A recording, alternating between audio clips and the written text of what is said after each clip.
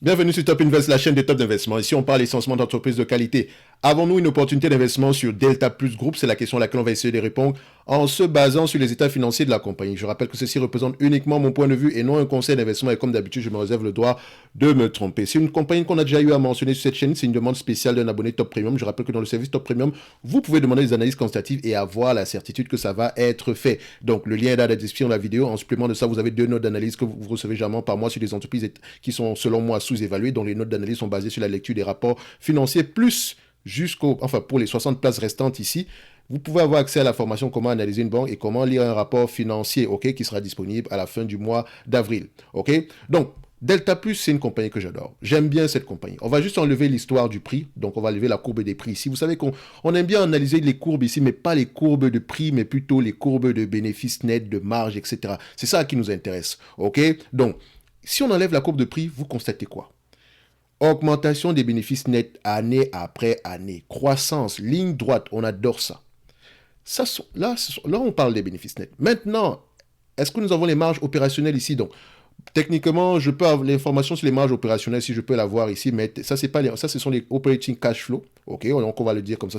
C'est pas réellement des marges opérationnelles, on va le dire comme ça. Donc en réalité, c'est peut-être un EBITDA ajusté, par exemple, ici des intérêts et des taxes. Ok, donc c'est un EBITDA, si vous voulez. Ok, donc, mais ça nous donne à peu près une information sur la rentabilité opérationnelle du business. Donc on voit ici que le business en termes opérationnels, on est assez rentable. Oui, il peut avoir des zigzags, ça transfère également, enfin, ça peut également dire qu'on a quelque chose ici d'assez cyclique, mais vous pouvez aussi remettre les deux en commun ici. Elle gagne assez d'argent ici pour générer des bénéfices nets. Par exemple, on parle ici, disons, prenons l'exemple 2020 ici, on a 6,78 $ par action en termes de operating cash flow et en termes de bénéfices nets ajustés, on est à peu près aux alentours de 3,93 $. Ok, donc elle gagne assez d'argent ici.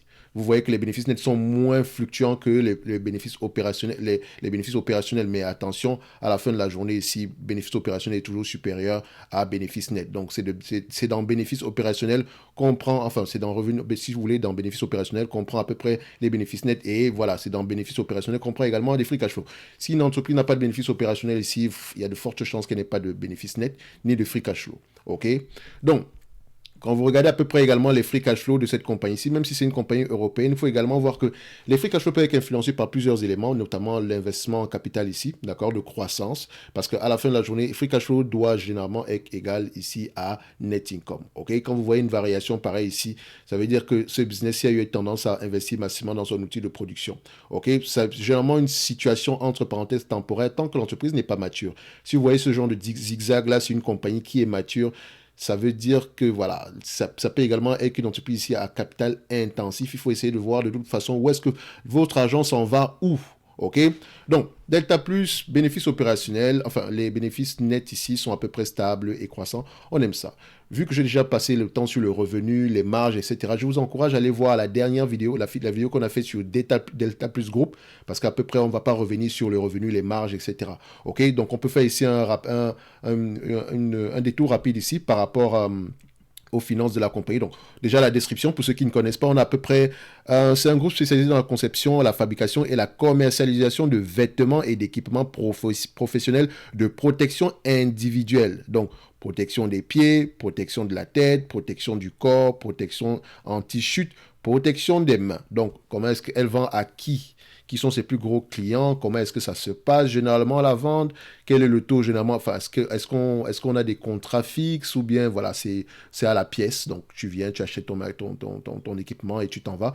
Donc quel est le taux de remplacement ici? Ce sont également des questions que je me pose. Par exemple, un casque, je me dis on ne le remplace pas chaque année, sauf si on l'a perdu. Des bottes de sécurité, ça dépend. Donc maintenant les gants, etc., les protections pour le corps maintenant, ça dépend de quel type de business ici. Donc peut-être qu'ici quand on travaille dans un environnement où il y a des produits dangereux. Ici, on a peut-être tendance à changer de combinaison ici. Bref, c'est un petit business facile à comprendre. OK? Au niveau des finances, ici, vous pouvez voir qu'en termes de chiffre d'affaires ici, par rapport à la période précédente, ici, elle a eu une très belle année 2022. On a une croissance du chiffre d'affaires et on s'attend à une croissance du chiffre d'affaires en 2024 également. c'est une bonne chose. En termes d'EBITDA également, ça suit la même tendance. En marge d'exploitation ici également, on voit qu'on va à peu près garder les marges aux alentours de 13 à 14%, donc pas plutôt devant du 13% par là. En termes de marge nette, on s'attend à peu près à du 9,10%, enfin 9,421. Et en termes de free cash flow ici, voilà, quelque chose qui va fluctuer un tout petit peu plus ici, mais on va rester dans la marge ici des 9 à 9,5% par là. OK? Donc quand on regarde également ici au niveau de Coifin. Donc, on constate quoi? Donc, je prends les margins ici, net margin ici. Vous pouvez voir quel est le niveau de margin ici. Donc, les marges que je vous montre ici sur FastGraph sont des marges ici ajustées. Donc, également ici, il faudrait les ajuster par rapport aux différents éléments extraordinaires ici. Mais voilà, on peut voir que c'est une entreprise qui arrive à peu près à augmenter ses marges année après année, même si c'est pas beau à voir quand vous le regardez comme ça, mais elle augmente ses marges ici. OK? Donc, en termes d'évaluation, généralement, le marché paye combien de fois les bénéfices pour ce genre de business-ci? Donc, on prend ici la médiane. Donc, parfois, on me pose la question de savoir, mais pourquoi tu ne prends pas le chiffre net ou bien pourquoi tu ne prends pas le chiffre, enfin, pourquoi tu n'es pas précis au niveau des chiffres? Parce qu'en fait, quand vous évaluez une entreprise, ça reste une estimation. C'est une estimation. Si je trouve 20 $ l'action, tu trouves 18 $ l'action actuellement, c'est la même chose, en fait. Si je trouve 20 $ l'action, et que toi, tu trouves par exemple 10 $ à l'action, il faudrait qu'on aille regarder c'est quoi les paramètres à la fin de la journée. D'accord? Si je trouve 20 $ à l'action, toi tu as 14 $ à l'action également, il faut qu'on aille regarder c'est quoi les paramètres. Donc, à 10% de marge d'erreur ici, voilà, c'est pas grand chose non plus. OK? Donc, mais une évaluation, c'est toujours en fonction de certaines hypothèses. Donc, il faut déjà également donner vie, il faut déjà avoir ces hypothèses-là et en plus avoir des éléments qualitatifs qui soutiennent ces hypothèses-là. Ne pas juste se dire que, OK, je vais prendre 20 fois les bénéfices ici. Si le marché paye 20 fois les bénéfices, demain, je peux gagner de l'argent, alors que si une entreprise s'échange à 15 fois les bénéfices. Il faut faire attention parce que vous pouvez faire raconter tout et n'importe quoi aux chiffres. OK? C'est pour ça qu'on dit toujours qu'on appelle ça une analyse quantitative, une analyse fondamentale. Maintenant, c'est lire les rapports financiers. Donc, cette compagnie, si du point de vue quantitatif, elle nous intéresse déjà. Maintenant, du point de vue fondamental, donc il nous manque une partie à savoir les éléments qualitatifs, donc lire les rapports financiers. Pourquoi est-ce que les revenus sont croissants? Quelle est la stratégie du management ici? Quelles sont les marges qui sont visées? Quelle est la taille du marché ici? Qu'est-ce qui s'est passé au dernier trimestre ici? Voilà, qu'est-ce qui a impacté le trimestre de manière positive, négative? À quoi s'attend dans le futur? Tous ces éléments-là dans les rapports financiers. Maintenant, la médiane.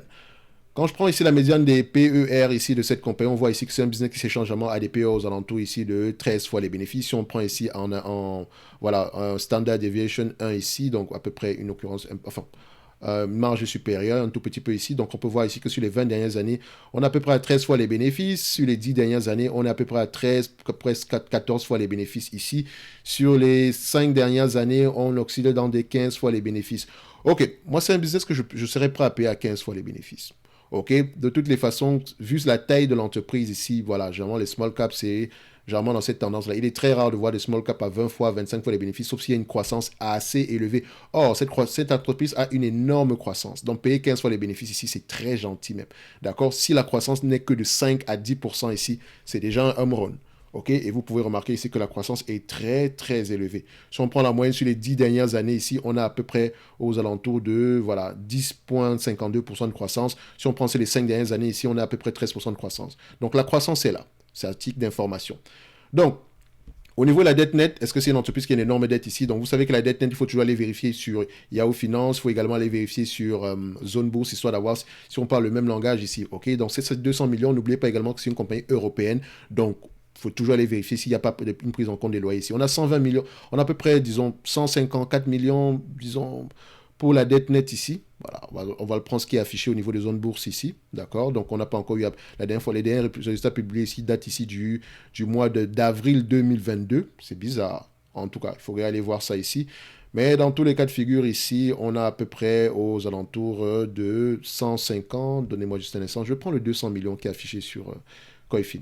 Sauf, de toute façon, on pourra aller vérifier ça après. OK? Donc, la dette nette ici, le nombre d'actions, on a à peu près aux alentours de 7 millions de titres. Donc, 7 millions, 159. Ce n'est pas une entreprise qui rachète massivement ses actions également. Donc, si on prend le 200 millions ici, divisé par 7,159, ça donne ici au total 27 $, donc disons 28 $ l'action de dette nette. OK?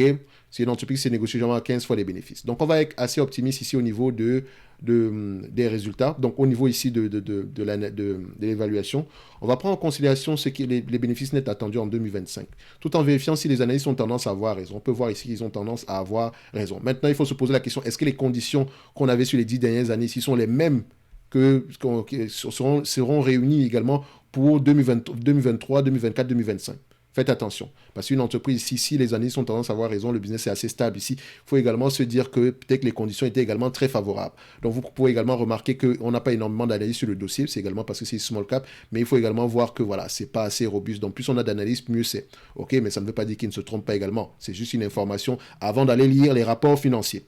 Ok, donc un business assez stable. Vous constatez ici que 15 fois les bénéfices multipliés par 6,6 $, 6,6 €, d'accord, 6,60 €, ça fait à peu près 99 € l'action, moins la dette nette, disons aux alentours de 28 € par là, on a à peu près une valorisation aux alentours de 71 €. Donc le prix actuel inclut, voilà, légèrement sous-évalué par rapport à ce qu'on pourrait attendre en 2026.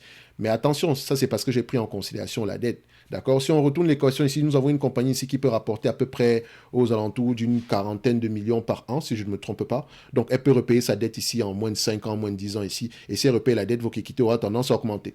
Donc, on peut se dire ici que par rapport au bénéfice net attendu en 2026, si on essaie d'extrapoler un tout petit peu sur le prix actuel de 66 €, on a un rendement sur coût potentiel de 10% sans prendre en considération la dette. OK? Ce qui est intéressant pour une compagnie qui a au moins une croissance d'une dizaine de pourcents. Maintenant, il faudrait voir si cette croissance-là, elle est par acquisition de manière organique. Donc, voilà. Ça reste une belle entité. OK? C'est une très belle entreprise. En tout cas, quand je vois juste à voir les chiffres ici, c'est le genre d'entreprise qui pourrait être intéressante à aller rechercher en profondeur. OK? Donc, n'oubliez pas que je ne suis pas français, donc c'est pas une entreprise qui va personnellement m'intéresser, et ce n'est pas parce que ce n'est pas une belle entreprise, ok? Donc c'est juste parce que voilà, je pense que c'est un peu loin de mon environnement géographique, mais c'est une très très belle entreprise, d'accord? Ça pourrait être une entreprise, je pense qu'elle est éligible au PEA PME ou bien au PEA ici, dans tous les cas de figure, c'est une belle entreprise au prix actuel. Au prix actuel, ça pourrait être assez intéressant. Ok, ça ne veut pas dire qu'elle ne pourra pas avoir tendance à souffrir, d'où l'importance de lire ses rapports financiers. Ok, donc n'oubliez pas, dans la description de cette vidéo, vous avez le lien vers le service Top Premium et il vous reste encore 60 places ici à peu près pour ceux qui veulent bénéficier de la formation ici sans charge supplémentaire. Plus le service Top Premium, vous pouvez demander Top Premium, vous pouvez demander des analyses quantitatives et ainsi que recevoir ici ma note d'analyse concernant les entreprises qui moi m'intéressent ainsi que les notes de suivi précédentes. Si vous ne savez pas à quoi ressemble une note d'analyse ici, voilà, allez-y, regardez la vidéo sur 3M ou bien Stanley Black & Decker. C'est pas que ce sont des entreprises qui m'intéressent, mais j'ai fait un tout petit peu l'effort d'aller lire les rapports financiers ici parce que je sais une chose, c'est que investir à long terme, c'est voilà, c'est une succession ici d'événements à court terme et il faut déjà lire ces rapports financiers ici pour avoir à peu près une idée générale de ce qui se passe et et ainsi que les éléments qu'on pourrait à peu près dans une certaine mesure, hein, anticiper pour les mois à venir. OK? Donc, on va se donner rendez-vous sur la prochaine vidéo. Et d'ici là, Delta Plus, c'est une entreprise intéressante au prix actuel, si on prend en considération la croissance. OK? Donc, merci.